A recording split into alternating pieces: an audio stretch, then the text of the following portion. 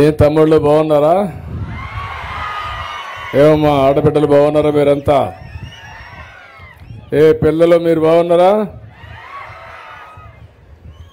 Okay, good. ఈరోజు మీ అందరిని చూడడం పుచ్చక్కాయల మడ.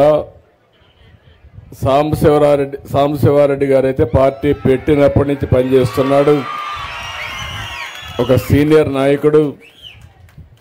అదే మరిగా మొన్నటి వరకు ఈ నియోజకవర్గంలో ఎమ్మెల్యేగా మంత్రిగా ఉన్నటువంటి కేఈ కృష్ణమూర్తి గారు, ఇంకో పక్కన ప్రభాకర్ గారు, ఇప్పుడు శ్యాంబాబు గారు స్థానిక శాసనసభ్యులు, ఒక సాధారణమైన కార్యకర్త నాగరాజు గారు ఎంపీటీసీగా ఉండి జాక్పాట్ మారిగా ఒకేసారి ఎంపీ అయ్యాడు.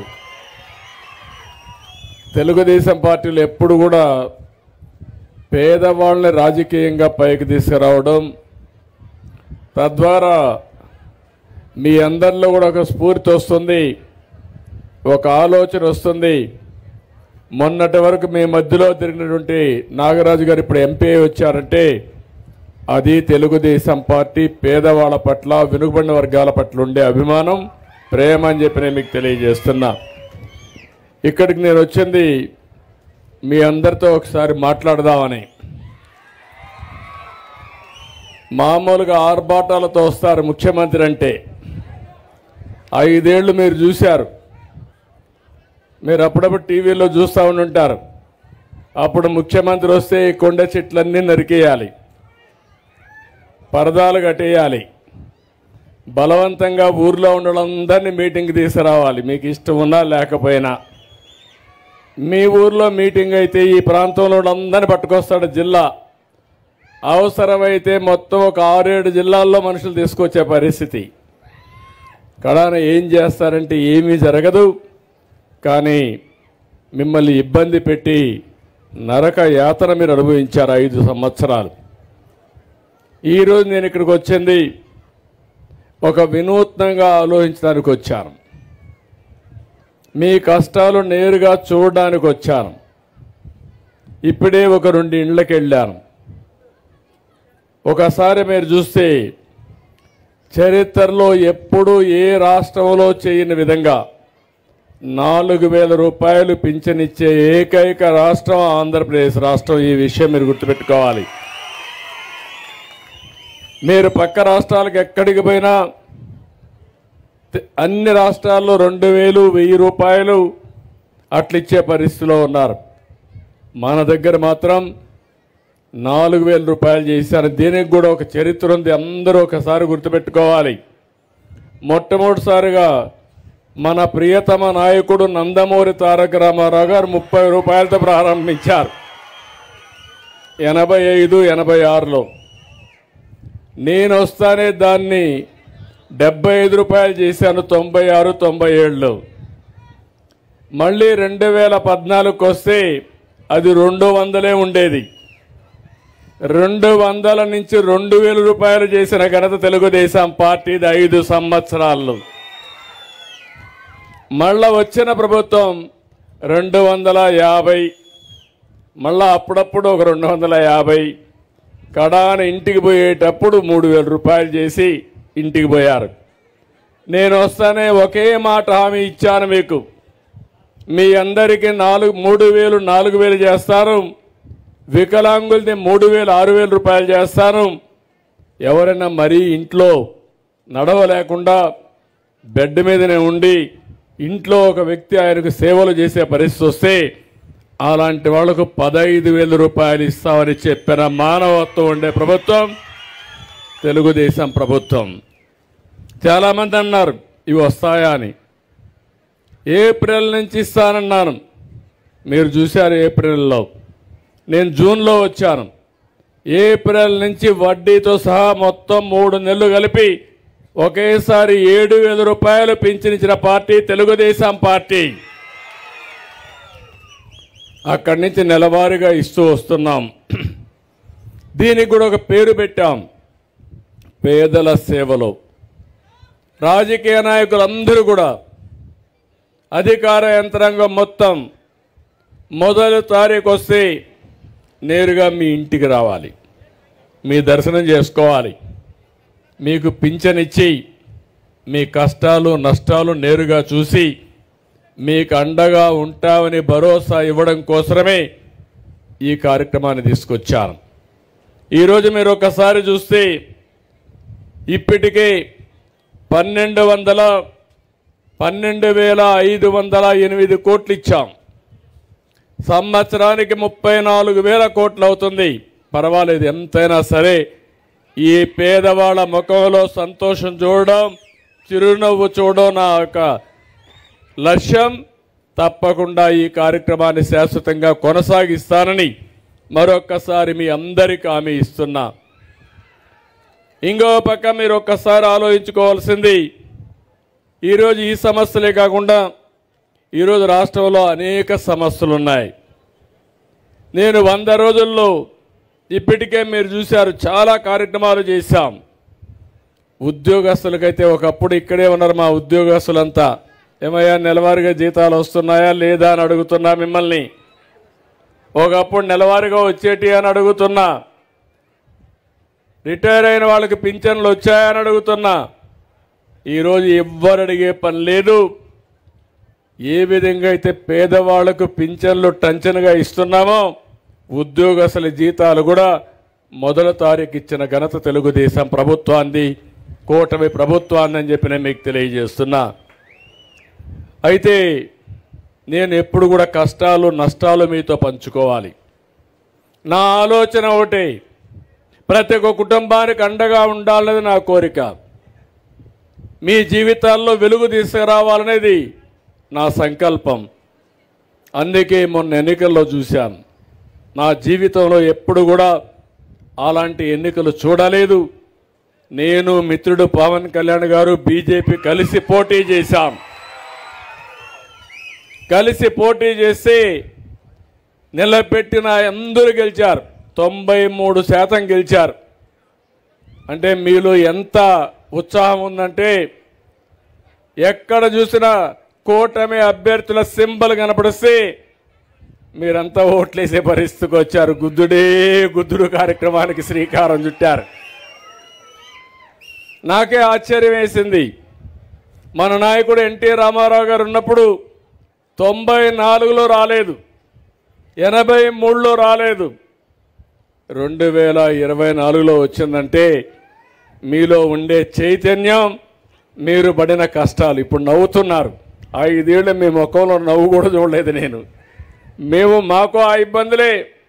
పాపం శ్యాంబాబు ఇక్కడ రావాలంటే భయపడేవాడు. అంటే అంత దుర్మార్గంగా రాజకీయం జరిగింది. అవునా కాదా అని మిమ్మల్ని అడుగుతున్నా. హత్యా రాజకీయాలు, పోలీసుల వేధింపులు, ఎవరైనా స్వేచ్ఛగా మాట్లాడే స్వేచ్ఛ లేకుండా ప్రజాస్వామ్యాన్ని అపహాస్యం చేసి గ్రామాల్లో ఎక్కడ కూడా లా అండ్ ఆర్డర్ లేకుండా చేసే పరిస్థితికి వచ్చారు. నేను 4వ ముఖ్యమంత్రి పదవి నాకు కొత్త కాదు. 95లోనే సమైక్య ఆంధ్రప్రదేశ్లో ముఖ్యమంత్రిగా ఉన్నాను. ఇప్పుడు చూస్తూ ఉంటే మొన్న అదే అన్నాను, కుర్రాళ్ళు అరుస్తున్నారు 95 CBN అని. అదే చూపించాలనుకుంటున్నా ఇప్పుడు. ఆ రోజు నేను పరిగెత్తా, అధికార యంత్రాంగాన్ని పరిగెత్తించాను. ప్రజలకు కూడా ఒక విజన్ ఇచ్చాను. నేను అనుకున్నవన్నీ కూడా జయప్రదం చేశాం. కష్టాలు ఉంటాయి, ఇబ్బందులు ఉంటాయి. కానీ ఈరోజు మీరందరూ గుర్తుపెట్టుకోవాల్సింది, ఇబ్బందుల్లో కూడా, కష్టాల్లో కూడా, సంక్షోభంలో కూడా మనం కొంత ఆలోచన చేసి బయటపడే పరిస్థితి రావాలి. మొన్నే మీరు చూస్తే నేను ముఖ్యమంత్రి అయితే నేను అనుకున్న డబ్బులుంటాయని. చిల్లి గవ్వలేదు ఎక్కడ, మొత్తం దోచుకొని వెళ్ళిపోయాడు. జలగా మొన్నటి వరకు ముఖ్యమంత్రిగా ఉన్న వ్యక్తి. నేను అందుకే ఆయన ఒక మాట అన్నాను, ఎస్కోబార్ అన్నాను. ఎస్కోబార్ అంటే కొలంబోలో పెద్ద స్మగ్లర్. మామూలు స్మగ్లర్ కాదు. ఏంటి స్మగ్లర్ అంటే మామూలు కాదు, డ్రగ్ స్మగ్లర్. మందు పదార్థాలను అమెరికాకు స్మగిల్ చేసేవాడు. ఎవరైనా మాట్లాడితే వివేకానంద రెడ్డి మారికి ఎగిరిపోయేవాళ్ళు. అలాంటివన్నీ చేసేవాడు. అలాంటి వ్యక్తే ఇతను. నేను చాలామంది నా జీవితంలో రాజకీయాలు చూశాను, కానీ ఇలాంటి వ్యక్తిని ఎప్పుడు నేను చూడలేదు. మీరే కాదు, నేను కూడా అనుభవించాను. అంటే సొంత బాబాయినే లెక్క పెట్టుకోకపోతే మిమ్మల్ని నన్ను లెక్క పెట్టుకుంటాడా అని మిమ్మల్ని అడుగుతున్నా. మనిషి యొక్క వ్యక్తిత్వం మీరు గుర్తుపెట్టుకోవాల్సిన అవసరం ఉంది. సరే, ఎక్కువ టైం మాట్లాడితే మన శక్తి అంతా మనం వేస్ట్ చేసుకున్నట్టు అవుతుంది. అయితే ఈరోజు మీరు చూస్తే ఖజానా 10 లక్షల కోట్ల రూపాయలు అప్పులున్నాయి. 10 లక్షల కోట్లకు 1 లక్ష కోట్ల రూపాయలు వడ్డీ కట్టాలి, మళ్ళా కూడా అసలు కట్టాలి. ఈ రెండు కట్టాలంటే ఎక్కడ దేవాలనో అర్థం కాలేదు. అప్పులు ఇచ్చే మార్గం లేదు. కానీ మీరు ఒక మంచి పని చేశారు. 93% అభ్యర్థులు గెలిపించారు. 21 మందిని ఎంపీలు గెలిపించారు. ఆ ఎంపీలే మన పట్ల ఈరోజు సంజీవనిగా మారింది. కేంద్రంలో పనులు చేసే విధానానికి శ్రీకారం చుట్టాం. మీరు కానీ 21 మందిని గెలిపించకపోయి ఉంటే ఈరోజు నేనెంత కష్టపడినా మిమ్మల్ని పైకి తీసుకొచ్చడానికి వీలయ్యేది కాదు. చెయ్యరాని పాపాలు చేశాడు, చేయరాని తప్పులు చేశారు, ఎవరు దోచుకోని విధంగా దోపిడీ చేశారు. అన్నీ కలిసి ఆ పాపాలు మీ పట్ల శాపాలుగా మారాయి. ఆ శాపాలను తొలగించి ఈరోజు ముందుకు పోవాలంటే ఎక్కడ లేని శ్రమ ఉంది. కానీ నాకు ఒక ఆలోచన ఉంది. ఇవన్నీ తాత్కాలికం. మళ్ళీ తిరిగి రాష్ట్రానికి పూర్వ వైభవం తెచ్చే వరకు మీకు అండగా నేను ఉంటానని హామీ ఇస్తున్నా. అందుకే ఈరోజు మీరు ఒక్కసారి చూస్తే ఇరిగేషన్ శాఖ, నేను ఆ రోజు ఇక్కడ ఆలోచించాను. కేఈ కృష్ణమూర్తి గారి ఆధ్వర్యంలో అన్ని చెరువులకు నీళ్లు తేవాలని, అందరి నీవా ద్వారా వచ్చే నీళ్లు అన్ని చెరువులకు ఇవ్వాలని, వేదవతి ఇరిగేషన్ ప్రాజెక్ట్ వస్తే ఈ కరువు జిల్లాలో ఉపయోగపడుతుందని, గోదురు రాఘవేంద్ర కానీ లేకపోతే గుండ్రేవులు కానీ కేసీ కెనాల్ కానీ ఇవన్నీ కూడా తీసుకొచ్చి ఈ ప్రాంతాన్ని అభివృద్ధి చేయాలని మనం ముందుకు పోయాం. ఒక్క తట్ట మట్టేయలేదు, 1 ఎకరాకు నీళ్లు ఇవ్వలేదు. నేను అడుగుతున్నా, ఎప్పుడన్నా 1 ఎకరాకు నీళ్లు చూశారా అందరినీ ఇవ్వా అని మిమ్మల్ని అడుగుతున్నా. నేను ఆ రోజు మీ అందరికీ మైక్రో ఇరిగేషన్ కింద తుంపర్ల సేద్యం, బిందు సేద్యం, రాయలసీమలో 90% సబ్సిడీతో ఇచ్చా. ఈరోజు ఉన్నాయని మిమ్మల్ని అడుగుతున్నా. 1 ఎకరాకి ఇచ్చే పరిస్థితుల్లో లేరు. ఇంకో పక్కన మీరు చూస్తే ధాన్యం పండిస్తే డబ్బులు ఇచ్చే పరిస్థితి లేదు.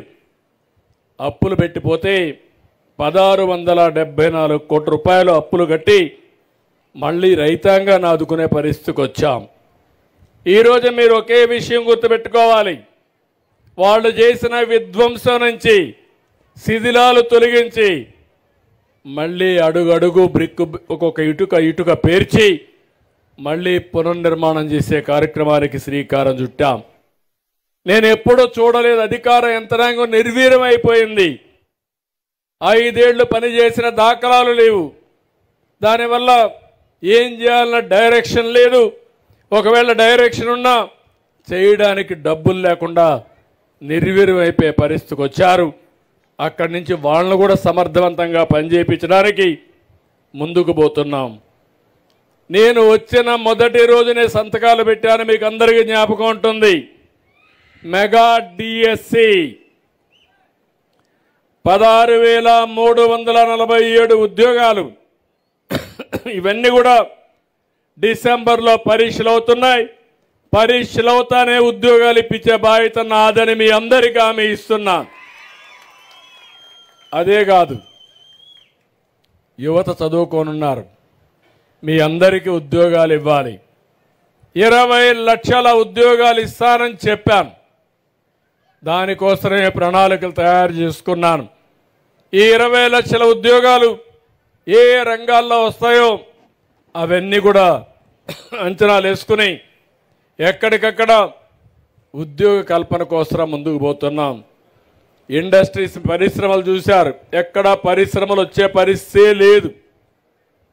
కానీ ఈరోజు నేను ఆలోచించింది, ఎట్టి పరిస్థితులు కూడా మళ్ళా పరిశ్రమలు తేవాలని ఎక్కడికక్కడ ప్రయత్నాలు చేస్తున్నాం.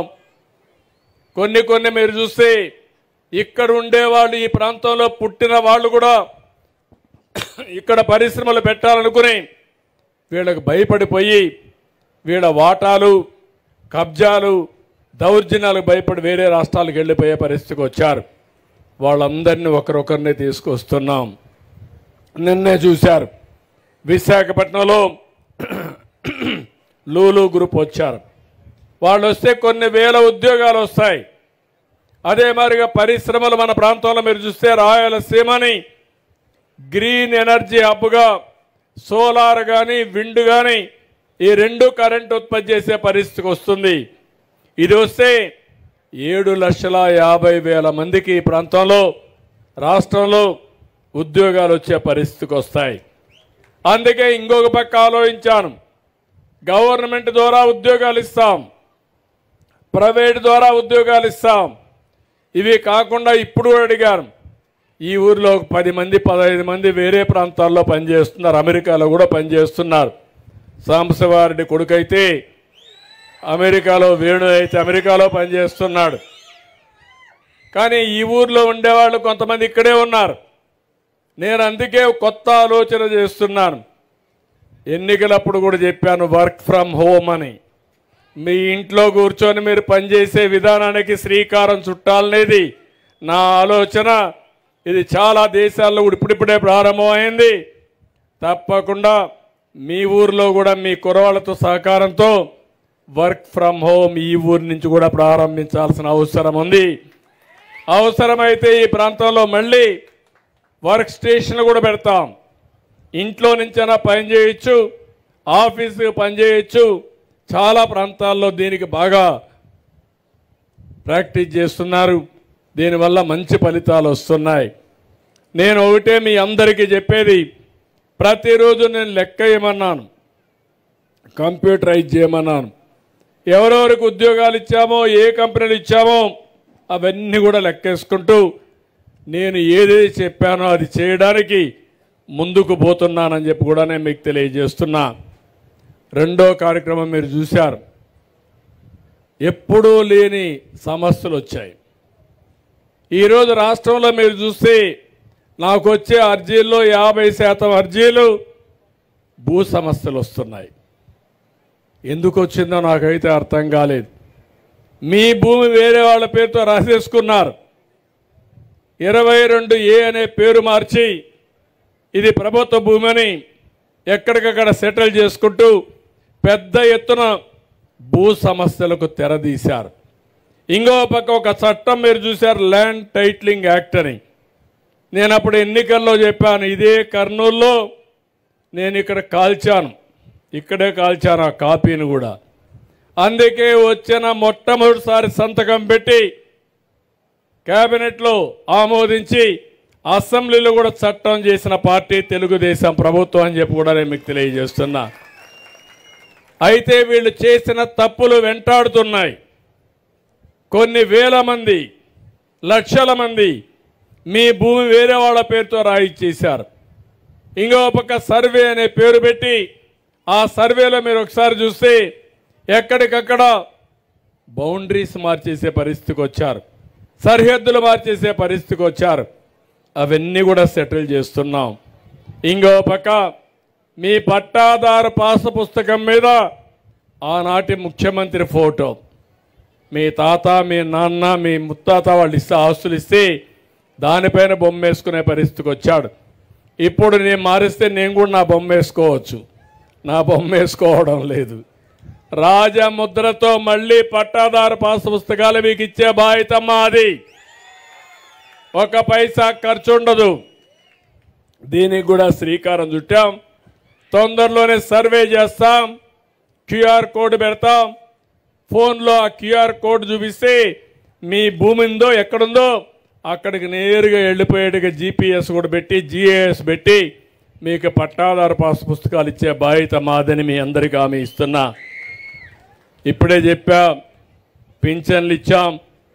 అన్నా క్యాంటీన్, దుర్మార్గుడు అన్నా క్యాంటీన్ కూడా క్యాన్సిల్ చేశాడు.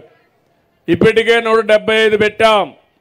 5 రూపాయలకే భోజనం, బ్రేక్ఫాస్ట్ 5 రూపాయలకే, మధ్యాహ్నం 5 రూపాయలే. 3 పూట్ల భోజనం చేసినా 15 రూపాయలతో భోజనం పెట్టే ప్రభుత్వం ఎక్కడన్నా దొరుకుతుందా? ఒక్కసారి ఆలోచించండి. పేదవాడికి అండగా ఉండాలి. అందుకే నాణ్యమైనటువంటి పౌష్టికాహారాన్ని మనం ఈరోజు అందజేసే పరిస్థితికి వచ్చాం.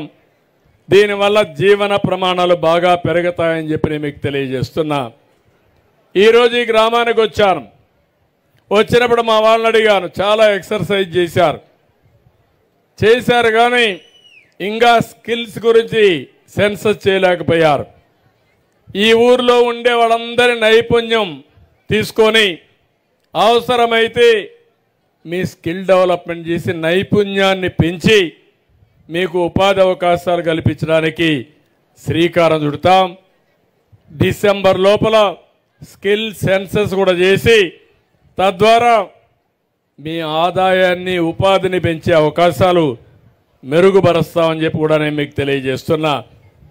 ఇప్పుడే మీరు చూశారు ఇసుక, నేను ఉచితంగా ఇస్తానని చాలా స్పష్టంగా చెప్పాను.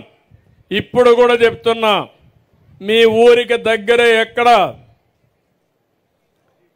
నది ఉన్నా లేకుండా వాగున్నా నేరుగా పోయి ఇసుక తెచ్చుకోండి. ఎవ్వరు అడిగేదానికి వీలు లేదు. కలెక్టర్ ముందరనే చెప్తున్నా, మీ అవసరమైతే మీరు తెచ్చుకోండి. కానీ తవ్వేటప్పుడు మాత్రం ఒక పద్ధతి ప్రకారం తవ్వండి. మరీ ఎక్కువ ఇసుక తీసేస్తే భూగర్భ జలాలు ఇంకిపోతాయి. ఆ ప్రాంతంలో ఎట్లా మీ దగ్గర నీళ్లు కూడా సరిగా లేవు, అన్ని ఉప్పు నీళ్లే. దాన్ని కూడా ఆలోచిస్తున్నా, సీరియస్గా ఆలోచిస్తున్నా. ఈ గ్రామం నాకు ఒక సవాలుగా తీసుకుంటా. కలెక్టర్ కూడా చెప్తున్నా, అవసరమైతే అంద్రి నీవా నుంచి నేరుగా నీళ్లు తీసుకొని మైక్రో ఇరిగేషన్ పెట్టి ఏదైతే బిందు సేద్యం ద్వారా మీ పొలాలకు నీళ్లు ఇచ్చే బాధ్యత తీసుకుంటా ఒక ప్రాజెక్టు తయారు చేస్తాం. తద్వారా ఈ ఊరిలో మంచి ఉపాధి కల్పించడానికి ముందుకు పోతాం. ఉచిత ఇసుక వర్షాకాలం వచ్చింది, ఎక్కడా దొరకని పరిస్థితి క్రియేట్ చేశారు. అధికార యంత్రాంగానికి స్పష్టంగా చెప్పాను, 15 లోపల ఫైనలైజ్ చేయాలి. ఎక్కడ కూడా ఎలాంటి ఇబ్బందులు లేకుండా మీరు ఉచితంగా ఇసుక తీసుకుపోయే విధానానికి శ్రీకారం చుట్టామని చెప్పి కూడా నేను మీకు తెలియజేస్తున్నా. ఇది కూడా ఇంకొక 10 రోజుల్లో దీన్ని కూడా స్టెబిలైజ్ చేస్తాం. అక్కడి నుంచి ఎవ్వరికి ఇబ్బంది లేకుండా ఇసుక ఇచ్చే పరిస్థితి వస్తుంది. పోలవరం పనులు మళ్ళీ శ్రీకారం చుట్టాం. పోలవరాన్ని గోదావరిలో ముంచేసే పరిస్థితికి వచ్చారు. పోలవరం పూర్తయితే తద్వారా ఆ నీళ్లు కృష్ణా డెల్టాకు వస్తే అక్కడ వాడే నీళ్లు శ్రీశైలం నుంచి రాయలసీమకి ఇస్తున్నాం. కానీ రేపు రాబోయే రోజుల్లో ఏదైతే పోలవరం పూర్తి చేసి ఆ నీళ్లు పెన్నాకు కానీ అనుసంధానం చేయగలిగితే రాయలసీమలో కరువు అనే మాట లేకుండా ఉంటుంది. ఈ సంవత్సరం వర్షాలు ఎక్కువ పడ్డాయి. వర్షాలు పడ్డాయి కానీ మనం ఆ నీళ్ళన్నీ ఉపయోగించుకోలేకపోయాం. ఇక్కడే తుంగభద్ర, మీకు కూడా కొద్దిగా నీళ్ళన్నీ తుంగభద్ర నుంచే వస్తాయి. కానీ ఆ తుంగభద్ర ఒక గేట్ కొట్టుకొని పోయింది.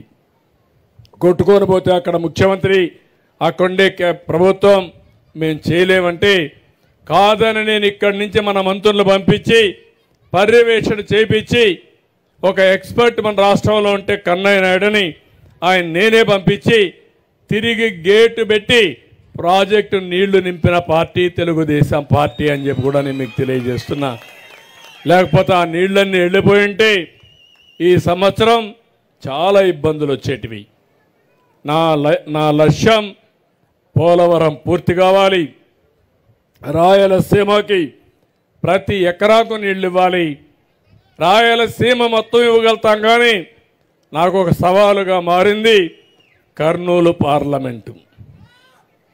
నంద్యాల నుంచి నీళ్లు ఇవ్వడానికి అవకాశాలు మెండుగా ఉన్నాయి. కర్నూలు పార్లమెంట్లో మాత్రం చాలా సమస్యలు ఉన్నాయి. ఇది పూర్తి కావాలంటే మనం అందరం, మీ అందరూ కూడా సహకరించాలి. దీనికి ఒకటే మార్గం, గుండ్రేవుల లేకపోతే గురు రాఘవేంద్ర ఇలాంటి ఆర్డిఎస్ ఇవన్నీ కానీ కంప్లీట్ చేస్తే తప్ప మనకు పూర్తి కావు. దీన్ని పూర్తి చేయడానికి అన్ని విధాల ముందుకు పోతామని చెప్పి కూడా నేను మీకు తెలియజేస్తున్నా. ఇంకో పక్క అమరావతి కూడా పూర్తి చేసుకోవాలి. 10 ఏళ్ళు అయింది. నేనే ఆ రోజు హైదరాబాద్ని అభివృద్ధి చేశా. ఈ మధ్య ఎవరున్న హైదరాబాద్ పోయారా? చేలిపైకెత్తండి. బాగుంది హైదరాబాద్. మనం నిర్మాణం చేసుకోవాలి ఇంకొక సిటీని. మీరు ఎక్కడ కోఆపరేట్ చేస్తున్నారు? నాకు 19లో మనం గెలుచుంటే ఇప్పటికి ఈ సమస్య వచ్చేదా మనకు? నేను ఎంత కసిగా ఉన్నానంటే హైదరాబాద్ని అభివృద్ధి చేశా.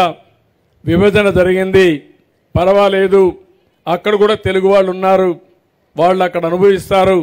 మళ్ళీ రాష్ట్రాన్ని అభివృద్ధి చేసి మీ రుణం తీర్చుకోవాలన్నా 5 ఏళ్ళు గ్యాప్ వచ్చి దుర్మార్గుడు ఎక్కడికో తీసుకుపోయాడు. ఇప్పుడు మళ్ళీ గాడి దప్పిన పరిపాలన ఘాట్లో పెట్టడానికి సర్వశక్తులు ఒడ్డుతున్నాను. కానీ నాకు ఏమాత్రం అనుమానం లేదు. నేను చేసిన విషయాలు నాకు గుర్తున్నాయి. అందుకే 95లో సిబిఎన్ మాట్లాడాను.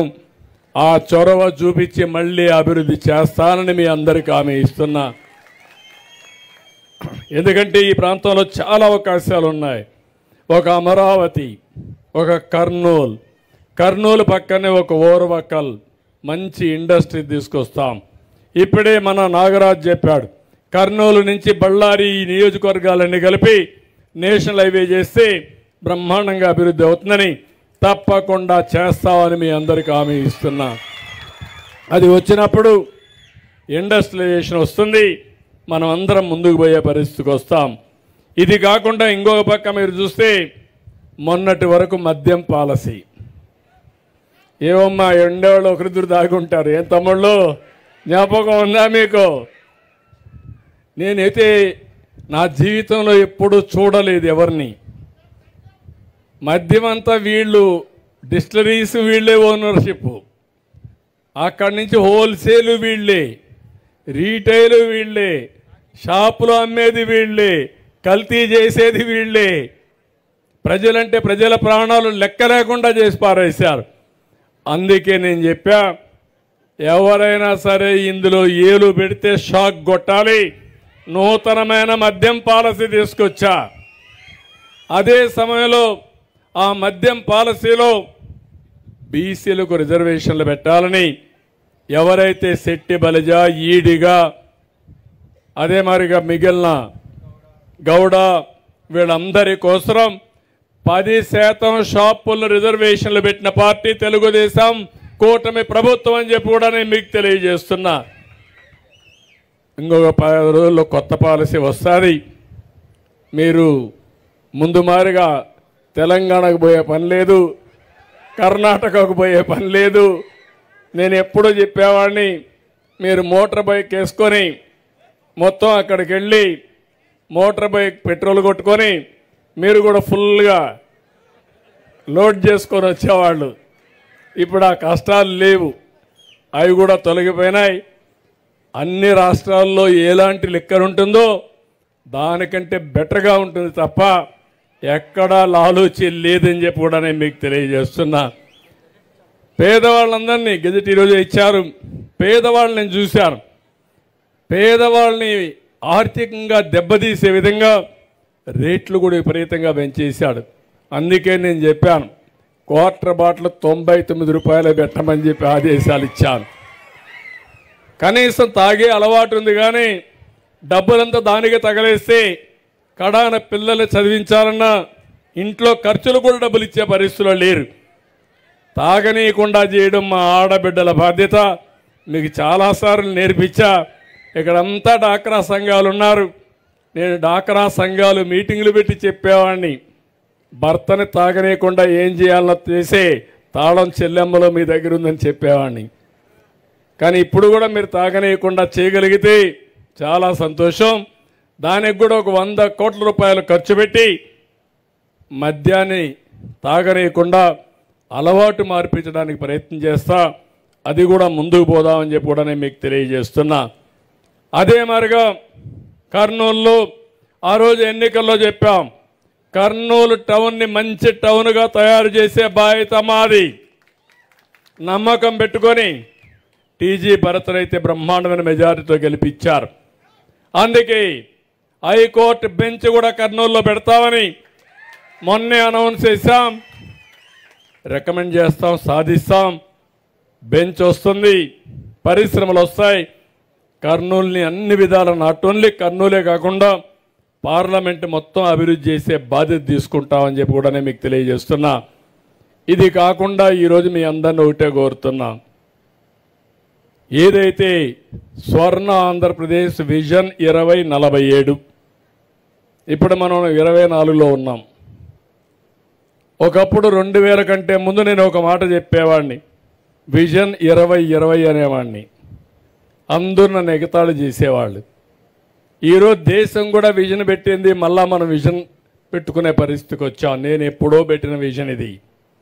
ఇప్పుడు నా ఆలోచన 2047కి భారతదేశం ప్రపంచంలోనే అగ్రదేశంగా ఉంటుంది.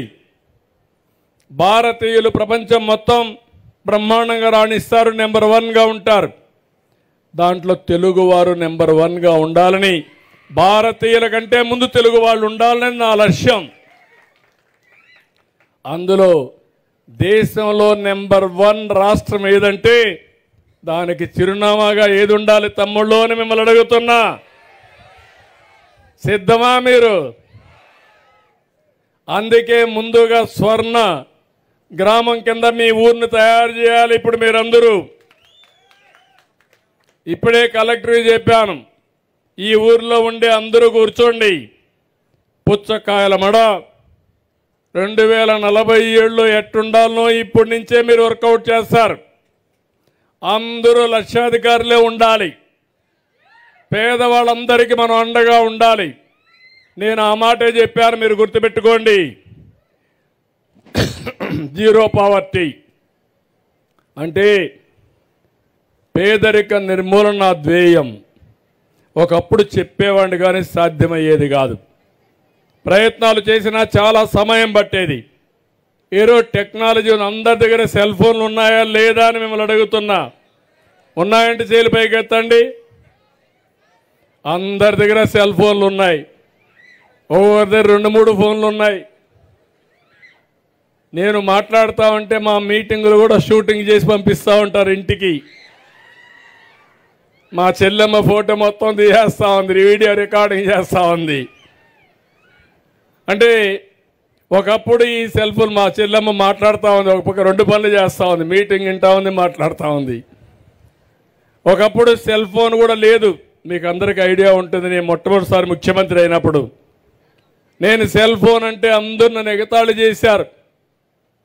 ఏంటి సెల్ ఫోన్ అంటున్నాడు, తిండి పెడుతుందా అని. నేను ఆ రోజు చెప్పా, దీని విలువ ఇప్పుడు తెలియదు, 20 ఏళ్ల తర్వాత మాట్లాడండి అని చెప్పా. ఇప్పుడు సెల్ ఫోన్ అనేది అత్యవసర వస్తువుగా తయారైపోయింది. భర్త లేకపోయినా భార్య ఉంటుంది, భార్య లేకపోయినా భర్త ఉంటాడు, కానీ సెల్ ఫోన్ లేకపోతే ఇద్దరు ఉండలేరు. అవునా కాదా? మీకు అన్ని విషయాలు అది పనిచేస్తూ ఉంది. ఎవరూ లేకపోతే దాన్ని చూసుకుంటూ వీడియోలు పెట్టుకొని చూసుకుంటూ కాలక్షేపం చేయొచ్చు. ఎప్పుడన్నా కరెంటు పోతే లైట్ వేసుకోవచ్చు. ఫోటో కావాలంటే సెల్ఫీలు తీసుకోవచ్చు. ఎవరన్నా దొంగ వస్తే ఫోటో తీసి ఇమ్మీడియట్గా పంపించేయచ్చు. ఇప్పుడు చిన్న పిల్లవాళ్ళు కూడా మా తమ్ముడు చెప్పినట్టు సెల్ ఫోన్తోనే పుడుతున్నారు. పిల్లలు పుట్టంగానే సెల్ ఫోన్ తీసుకునే పరిస్థితికి వచ్చారు. ఏది కావాలి అక్కడ పెడితే ఫస్ట్ సెల్ ఫోన్ పట్టుకుంటున్నాడు. అంటే తప్పులేదు దీంట్లో. కానీ ఒక్క విషయం మీరు గుర్తుపెట్టుకోండి, టెక్నాలజీ మీ జీవితంలో పెను మార్పులు తీసుకొస్తుంది.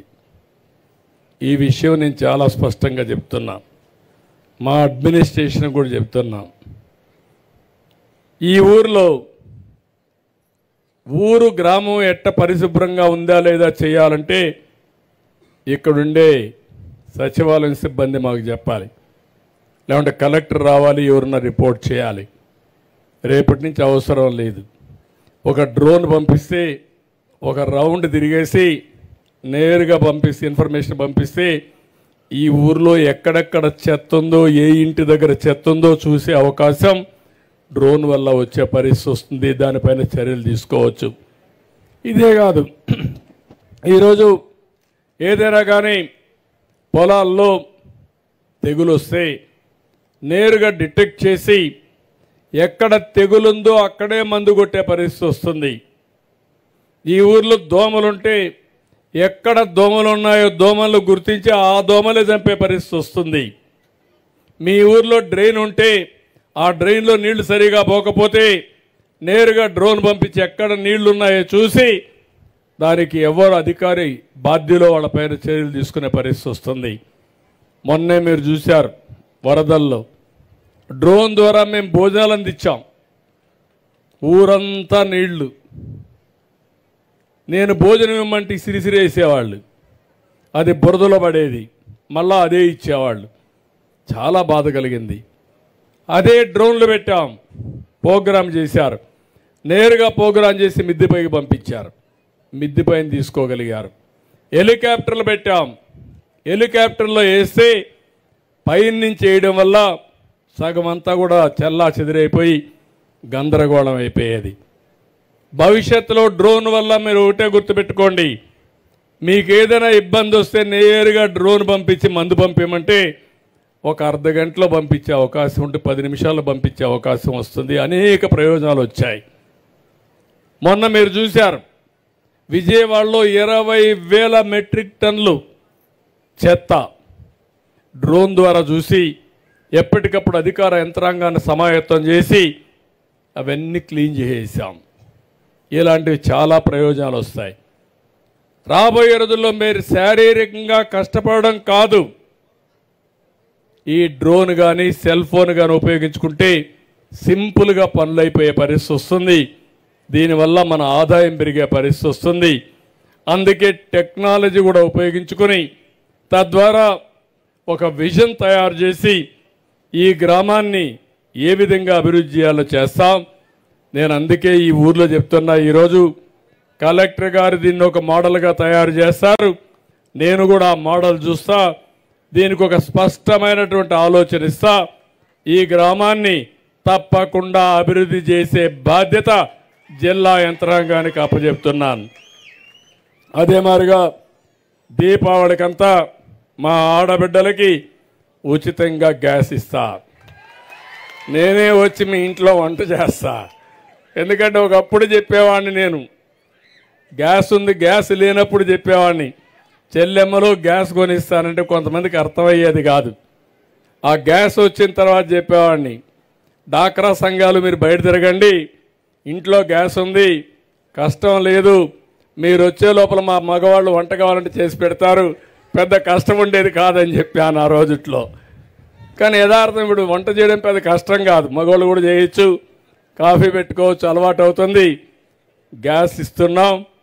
3 సిలిండర్లు తప్పకుండా దీపావళి నుంచి ప్రారంభించి మా ఆడబిడ్డలకి ఆ రోజు దీపం పెట్టా. ఈరోజు ఆ దీపాన్ని వెలిగించే బాధ్యత మేము తీసుకుంటామని చెప్పి కూడా నేను మీకు తెలియజేస్తున్నా. అదే మాదిరిగా ఈరోజు మీరు చూస్తే సర్పంచుల్ని, గ్రామాలని బలోపేతం చేస్తున్నాం. 3 వ్యవస్థలు ఉన్నాయి ఇక్కడ, అవి కూడా ఆలోచిస్తున్నాం. సచివాలయాలు ఉన్నాయి,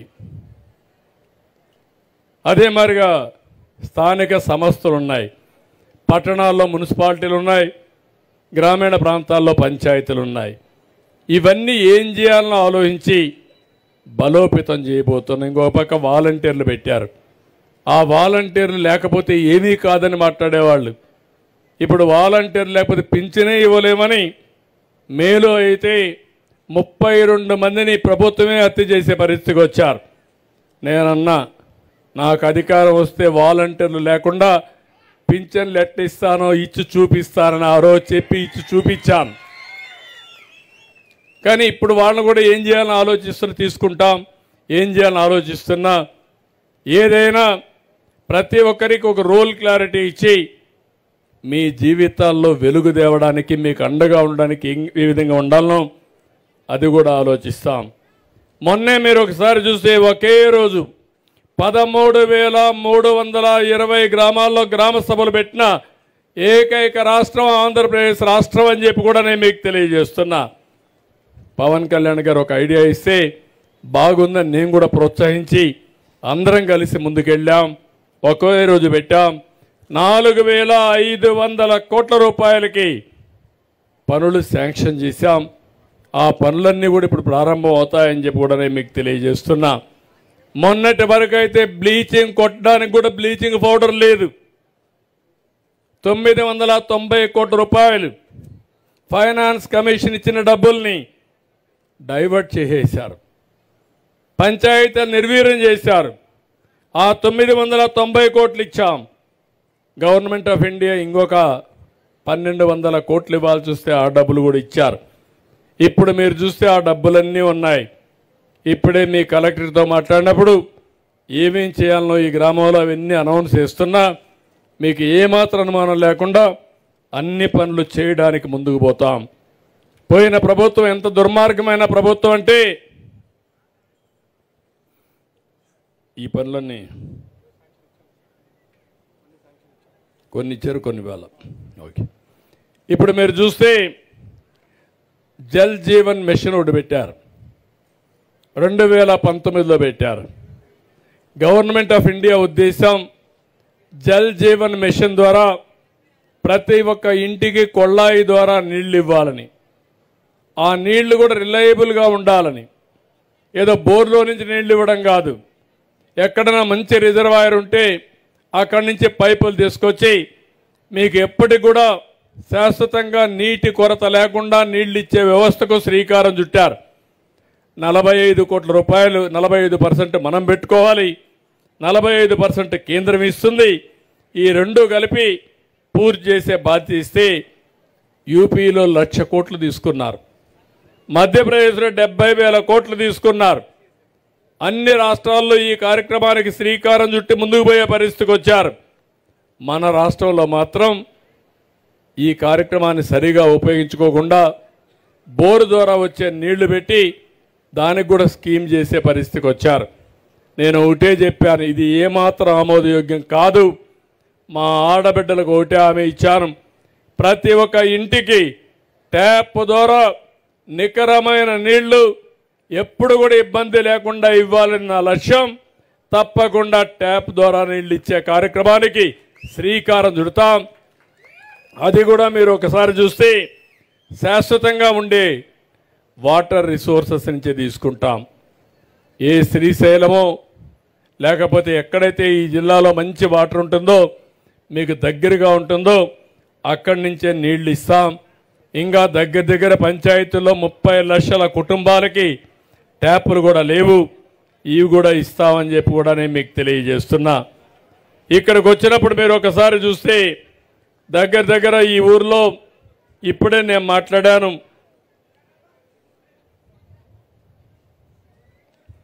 కొంచెం ముందు ఒక లిస్ట్ ఇచ్చారు మీరు శాంక్షన్ చేసినట్టని. 3 సమస్యలు ఉన్నాయి, తీసుకుంటాను. ప్రద్యుమ్న అది చూడు,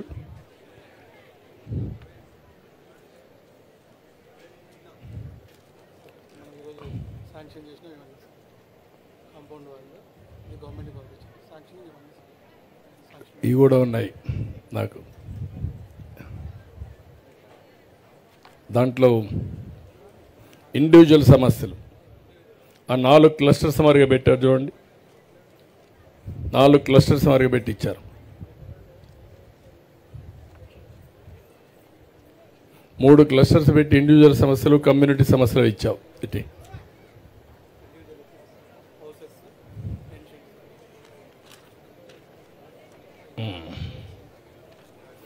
ఇక్కడికి వచ్చినప్పుడు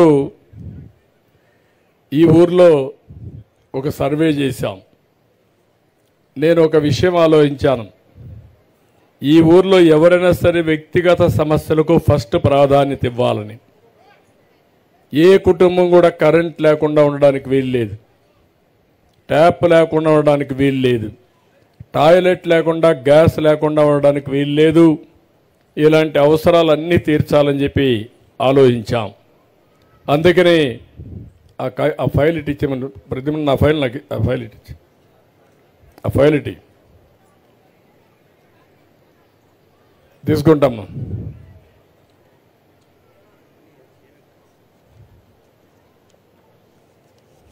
ఇవన్నీ కలిపేసాం.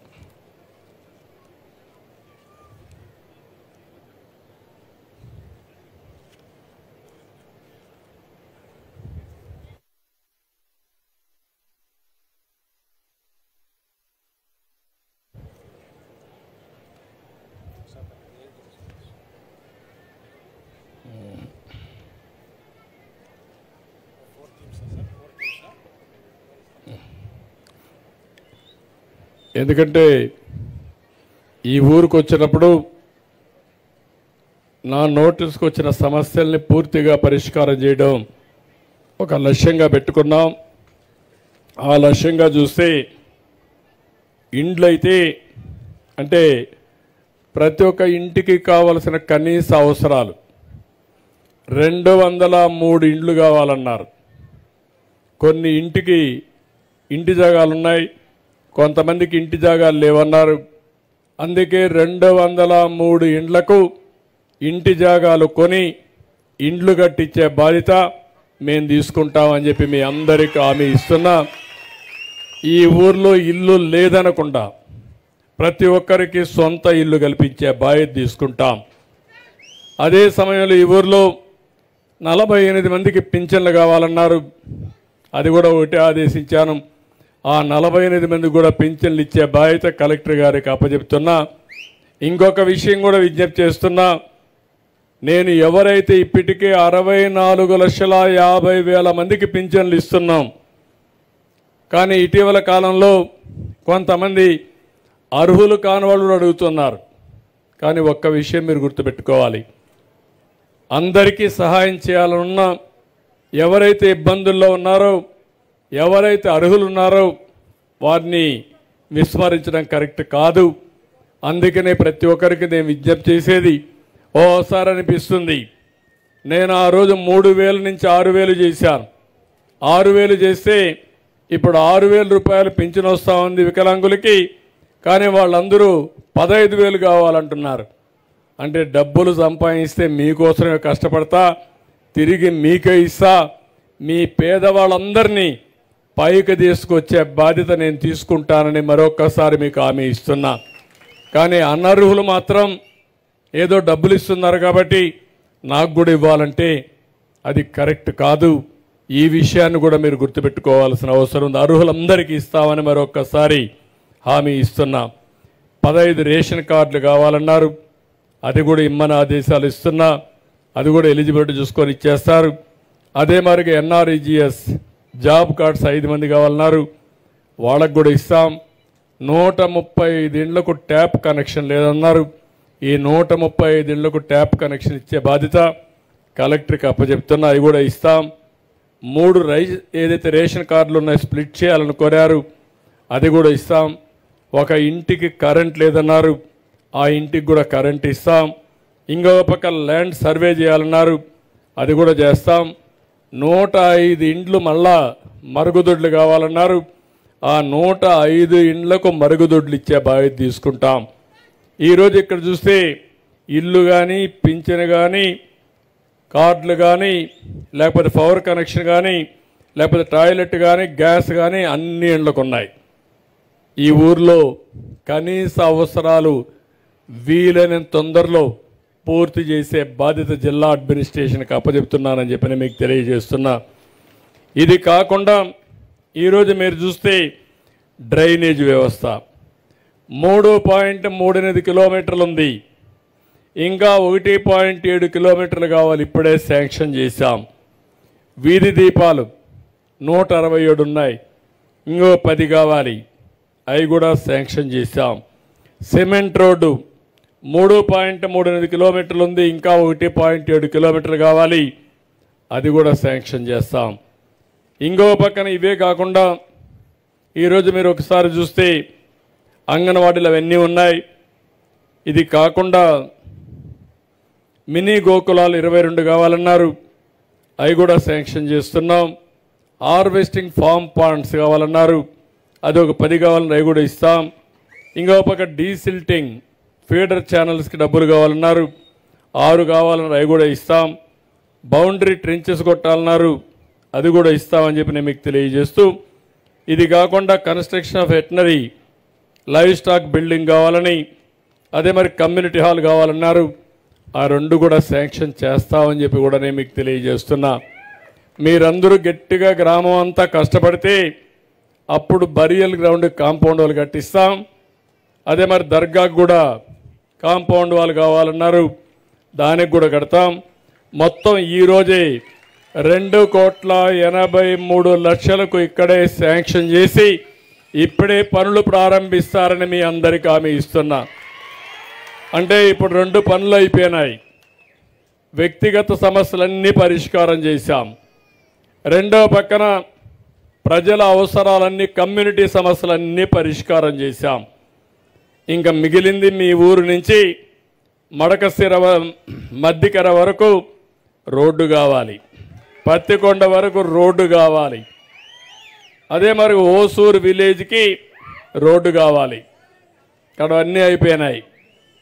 కాబట్టి ఈ 3 కూడా చేస్తారు. కానీ నేను చెప్పినట్టు మీరు 4 ఊర్లో అంతా అన్నీ చేయగలుగుతున్నాం. కానీ రోడ్లకు మాత్రం డబ్బులు లేకుండా అస్తవ్యస్తంగా గుంతలు దూవేసి వెళ్ళిపోయాడు. ఆ గుంతలన్నీ పూడ్చి మళ్ళీ ఇవన్నీ బాగు చేయాలంటే కొంత టైం పడుతుంది. ఈరోజు నేను ఒకటే ఆలోచిస్తున్నా, దానికి కూడా ఏం చేయాలనో తొందరని ఆలోచించి ఈ 3 రోడ్లు కూడా వేయించే బాధ్యత నేను తీసుకుంటానని మీ అందరికీ హామీ ఇస్తున్నా. ఇవన్నీ అయిన తర్వాత నేను ఇప్పుడు మిమ్మల్ని అడుగుతున్నా, ఇది ఒక కరువు ప్రాంతం, వెనుకబడిన వర్గాలు ఎక్కువ ఉండే ప్రాంతం, పేదరికం ఉండే ప్రాంతం. ఇప్పుడు మీరందరూ ఊర్లో కూర్చొని ఆలోచించి, ఇప్పుడు డాక్రా సంఘాలు ఉన్నాయి, ఏం చేస్తే మీరు ఆదాయాన్ని పెంచుకోగలుగుతారు. ఒకప్పుడు నేర్పించా మీకు. మంచి వస్తువులు తయారు చేశారు, మంచి వస్తువులు తయారు చేసి ఎక్కడికక్కడ ఎక్స్పోర్ట్ చేసే పరిస్థితికి వచ్చారు మీరు ఆ రోజు. ఈరోజు అవన్నీ కూడా నిర్వీర్యం అయిపోయినాయి. మళ్ళా చేతి వృత్తులకు పని పెట్టాలి.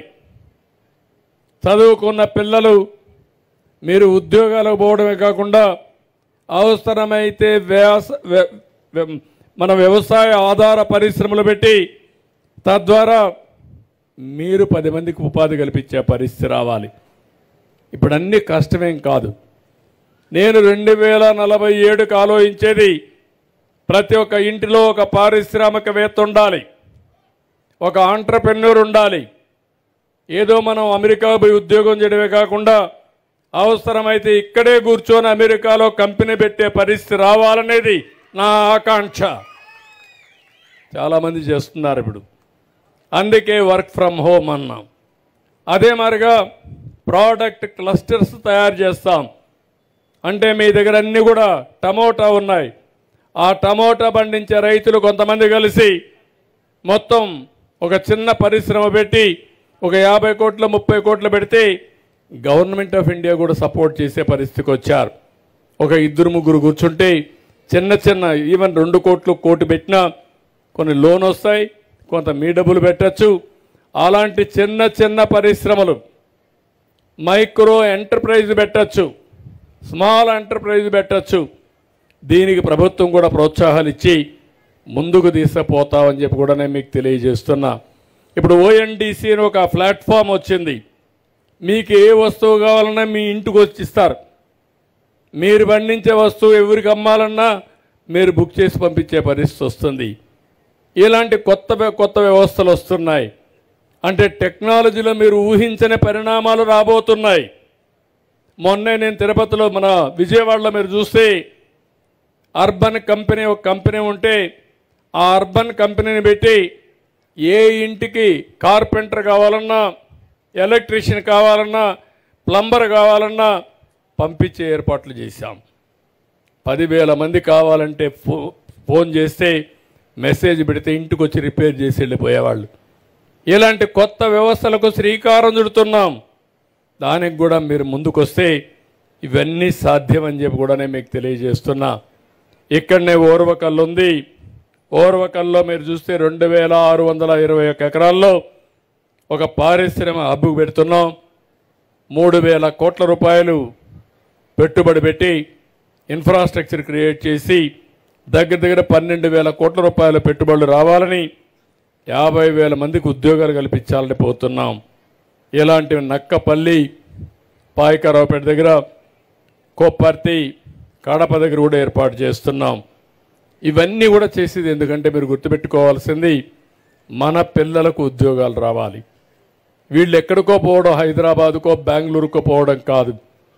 ఈ ప్రాంతంలో ఉండేవాళ్ళు నేను చాలాసార్లు చూశాను.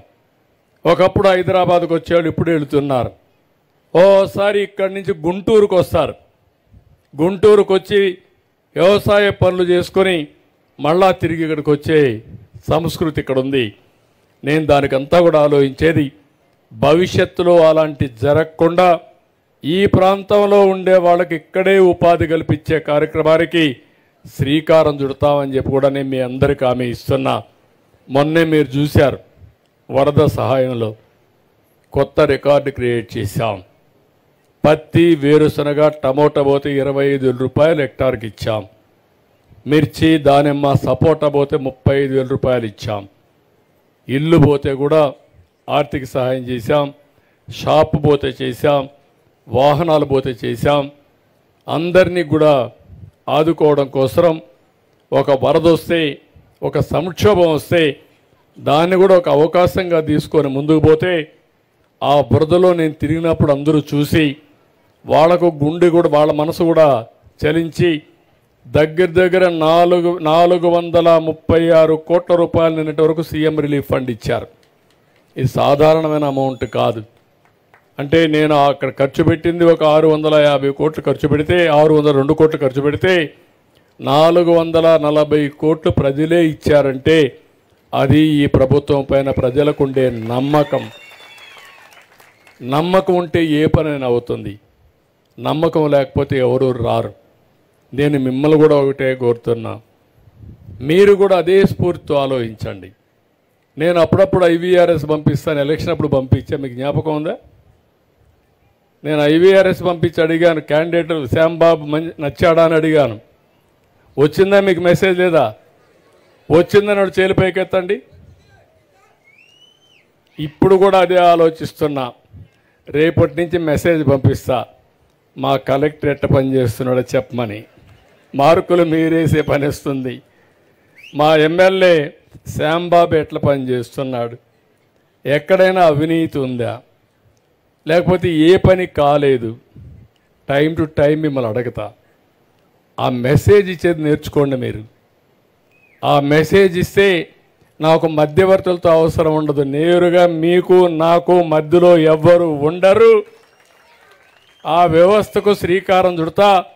నా ఆలోచన ఒకటే, తెలుగుదేశం పార్టీకి కార్యకర్తలు చాలా ముఖ్యం.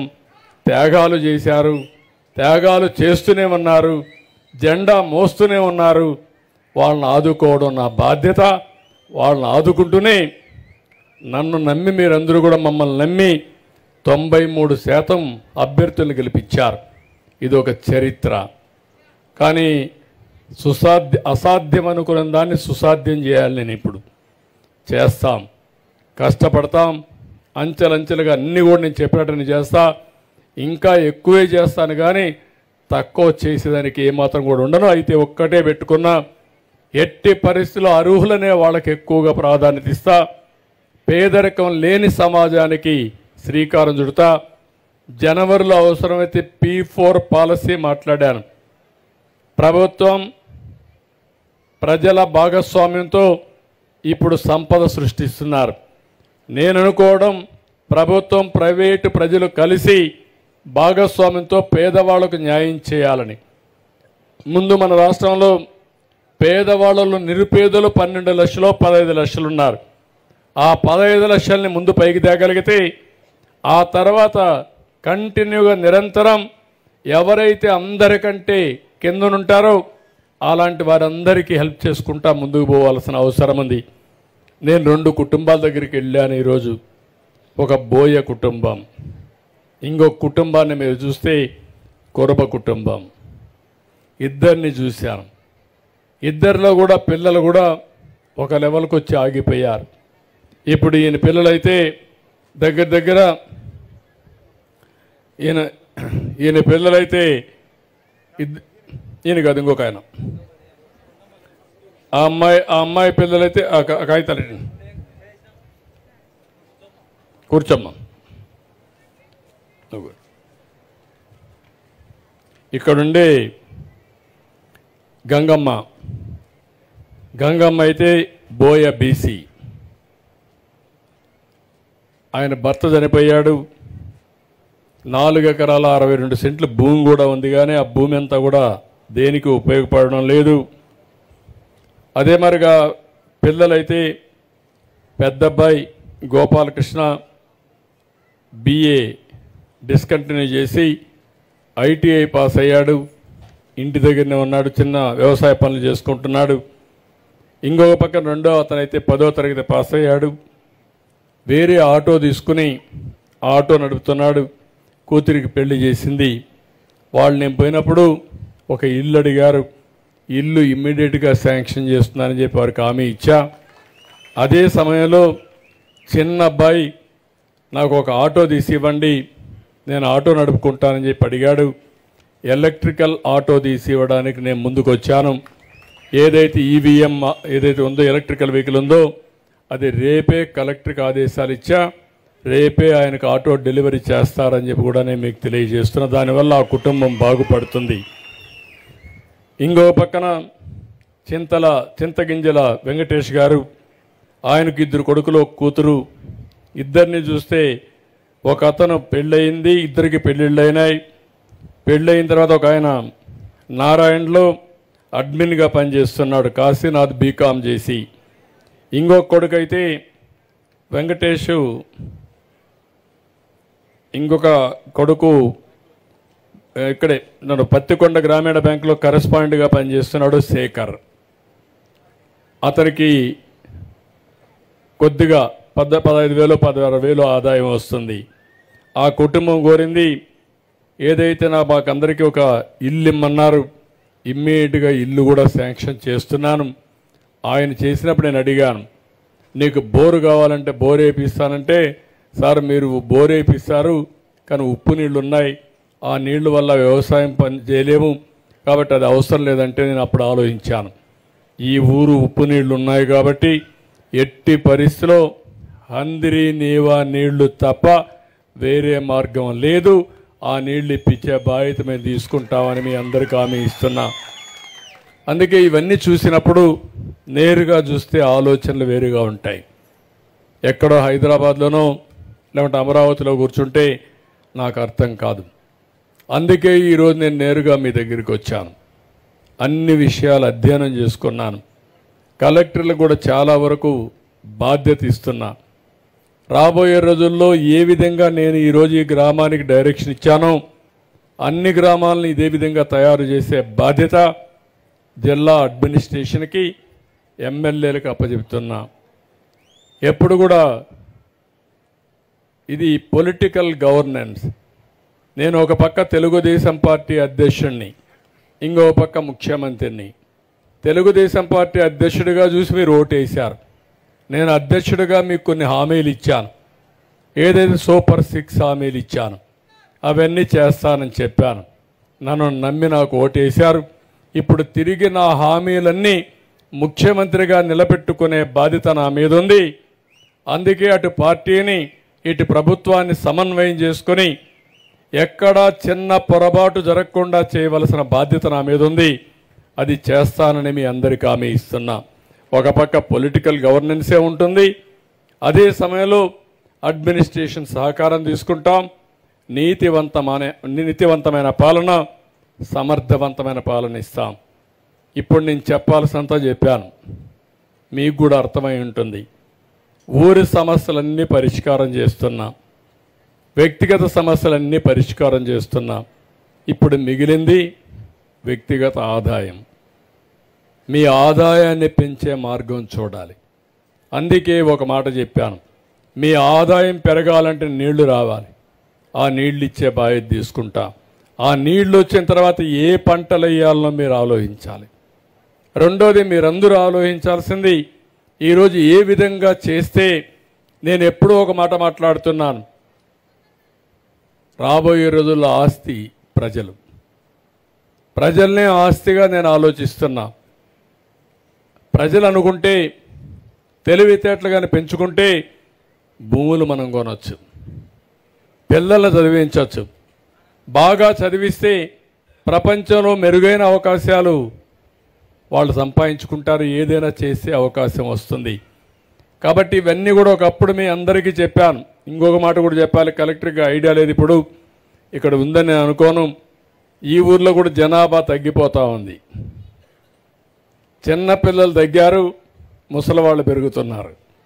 కడాన అందరూ ముసలివాళ్ళు అయిపోతే, పిల్లలు లేకపోతే మనం అందరం అప్పుడు వ్యవసాయం చేసినా లాభం లేదు, లేకుంటే ఏదైనా సేవ చేయాలంటే చెట్లకు చేయాలి. ఆ విషయం మీరు గుర్తుపెట్టుకోవాల్సిన అవసరం ఉంది. ఇప్పటికే రాష్ట్రం మొత్తం చూస్తే జనాభా 2.1% ఉండాలి. ప్రతి ఒక్క ఆడబిడ్డ 2.1 మనిషికి పిల్లలకి జన్మనివ్వాలి. అంటే అప్పుడు కరెక్ట్గా జనాభా ఉంటుంది. మీరు కానీ పిల్లలు కనడం మానేస్తే చాలా సమస్యలు వస్తాయి. ఒకప్పుడు పిల్లలు వద్దని చెప్పాను, మీకు అందరికీ జ్ఞాపకం ఉందా లేదో, నేను ఇదే మరి మీటింగ్లు చెప్పాను లేదమ్మా, చెప్పానా? అప్పుడు చెప్పాను. అప్పుడు నేను ఆలోచించిన, జనాభా పెరిగిపోతూ ఉంది, సమస్యలు పెరిగిపోతాయి, కాబట్టి జనాభాను తగ్గించాలని చెప్పాను. కానీ ఈరోజు మళ్ళా నేనే మాట మార్చుకుని, జనాభా తగ్గిపోతూ ఉంది, ఇప్పుడు మీరు పిల్లలు కానీ పుట్టకపోతే చాలా సమస్యలు వస్తాయని మీకు చెప్తున్నా. ఇప్పటికే మన రాష్ట్రంలో 2.1 రావాల్సింది 1.6కి వచ్చాం, 1.6, 1.5కి వచ్చాం. అది కానీ ఇంకా తగ్గిపోతే చాలా ప్రమాదంలో పడిపోతాం. కాబట్టి కంపల్సరీగా ఊర్లో కూడా ఒక ప్రణాళిక తయారు చేసుకోవాలి. ఎవరైనా కానీ పిల్లలు కానీ వద్దనుకుంటే వాళ్ళని మీరు గట్టిగా చెప్పాలి, చెప్పి మెప్పించాలి. ఇప్పుడు స్వార్థం కూడా పెరిగిపోయింది.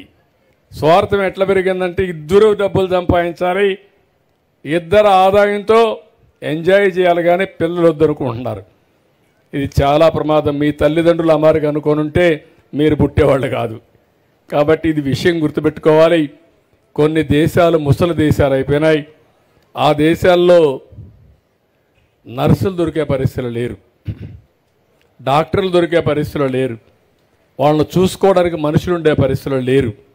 ఆ పరిస్థితి మన దేశానికి రాకుండా ఉండాలంటే ఇప్పటి నుంచే జాగ్రత్త పడాలి. కొంతమంది అంటున్నారు, పర్వాలేదు మాకు రోబోలు ఉన్నాయి, రోబోలు పనిచేస్తాయి అనుకుంటారు. కానీ రోబోలే, మనిషి మనిషే, కుటుంబ సభ్యుడే. ఈ విషయం మీరు గుర్తుపెట్టుకోవాల్సిన అవసరం ఉంది. నాకు ఇది ఒక పెద్ద ఛాలెంజ్గా తయారైంది. చాలామంది అంటున్నారు మీ వల్ల కాదని. మళ్ళీ నేను హామీ ఇచ్చా, తప్పకుండా జనాభా నియంత్రణ చేసే బాధ్యత, మిమ్మల్ని మెప్పించే బాధ్యత నేను తీసుకుంటానని చెప్పి నేను మీ అందరికీ హామీ ఇస్తున్నా. ఇది కూడా మీరు గుర్తుపెట్టుకోవాలి. మీ ఊర్లోనే విండ్ ఎనర్జీ ఉంది, చూసారా మీరు? విండ్ మిల్లు ఉన్నాయి, చూసారా? సోలార్ ఉంది, గాలిమరలు ఉన్నాయి, సోలార్ ఉంది. ఎందుకు ఇంటికి ఒక 200 సోలార్ పెట్టుకోకూడదు? మీరు ఇంటికి 200 యూనిట్లు కానీ పెట్టేసుకుంటే మీ మిద్ది పైనో ఇంటి పైనో కరెంటు ఛార్జీ కట్టే పని లేదు, డిస్కనెక్ట్ చేసే పని లేదు. ఈ ఊర్లో అందరినీ కోరుతున్నా, మీరందరూ ఒప్పుకుంటే ఇంటింటికి 200 గవర్నమెంట్ ఆఫ్ ఇండియా స్కీమ్ ఉంది, సూర్యఘర్ ఉంది. అందులో ఈ గ్రామాన్ని ప్రారంభించి ప్రతి ఒక్క ఇంటికి 200 యూనిట్లు కరెంట్ ఇచ్చే సోలార్ పెట్టేస్తాం. సిద్ధమేనా? పెట్టుకుంటారా? పెట్టుకుంటారా? చేరిపోయి ఎత్తండి. ఓకే.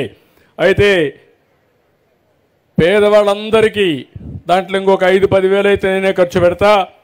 డబ్బులుండేవాడు మాత్రం ఒక చిన్న పని చేసుకోండి, మీకు కూడా సబ్సిడీ ఇస్తాం 75,000 దాకా.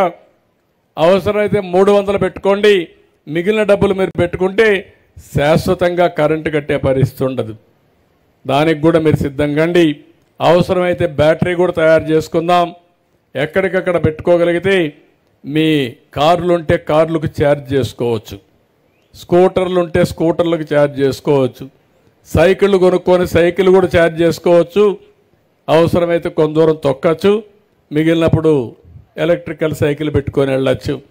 ఆటోలు కూడా చేయొచ్చు, లేకపోతే మీ ట్రాక్టర్లు చేసుకునే పరిస్థితి వస్తుంది. పెట్రోల్ బంకుకు పోయే పని ఉండదు. అలాంటివి రాబోతున్నాయి కాబట్టి దాన్ని ఇక్కడ కూడా ప్రారంభిస్తాం. కలెక్టర్కి ఆదేశాలు ఇస్తున్నా. సోలార్ ఎవరెవరు పెట్టుకుంటారో మీరందరూ పేర్లు ఇస్తే వాళ్ళందరికీ పెట్టించే బాధ్యత. ఊరంతా పెట్టి మళ్ళా కరెంటు ఛార్జీలు కట్టకుండా మీకు ఫ్రీడమ్ ఇచ్చే బాధ్యత నాదని మీ అందరికీ హామీ ఇస్తున్నా. దీనికి కూడా ముందుకు రావాల్సిన కోరుకుంటూ, నేను ఎప్పుడొచ్చినా వినూత్నమైన ఆలోచనలతో వస్తాను. మీకు అనిపించవచ్చు ఏంటి ఏదో ఒక పని చెప్తున్నాడు, ఊరికే డబ్బులు ఇచ్చేసి వెళ్ళిపోతుంది సరిపోతుంది కదా అనుకుంటారు. నేను డబ్బులు ఇచ్చేసి వెళ్ళిపోతే శాశ్వతం కాదు. మిమ్మల్ని కూడా ఒక పక్క సంక్షేమం చేస్తూనే ఇంకొక పక్క అభివృద్ధి కార్యక్రమాలు చేస్తూ సంపద సృష్టిస్తూ ఆదాయాన్ని పెంచుతూ పెంచిన ఆదాయం మళ్ళీ మీకు ఇస్తా వస్తే శాశ్వతంగా ఇచ్చే అవకాశం వస్తుంది. శాశ్వతంగా మీరు కూడా నిలదొక్కుంటారు. అలాంటి వ్యవస్థకు శ్రీకారం చుడతారని మరొక్కసారి మీ అందరికీ తెలియజేసుకుంటూ, ఈరోజు ఇక్కడికి వచ్చినప్పుడు చాలా సంతోషం. చాలా డెప్త్కి వెళ్ళాను. నేను చెప్పాల్సిన విషయాలన్నీ చెప్పాను. ఒక నిమిషం కూర్చో. నేను చాలా విషయాలు చెప్పాను. ఈరోజు పింఛన్లు కూడా మీరు చూస్తే దగ్గర 96% పూర్తి చేశారు. ఇక్కడ కర్నూలు అయితే 97% పూర్తి చేశారు. 4 గంటలకంతా మొత్తం ప్రభుత్వ యంత్రాంగాన్ని మనస్ఫూర్తిగా అభినందిస్తున్నా. అందరికీ congratulations, well done, excellent job. అందరినీ మనస్ఫూర్తిగా అభినందిస్తున్నాను పేదవాళ్ళకు అండగా ఉన్నదానికి. ఇప్పుడు మీకేమైనా డౌట్స్ ఉంటే చెప్పండి నాకు. ఎవరైనా కొండవాళ్ళు మాట్లాడాలంటే మైక్ పంపిస్తా, మాట్లాడండి. 1 or 2 క్లారిఫికేషన్స్ ఇస్తా. ఆయనకు మైక్ ఇవ్వండి.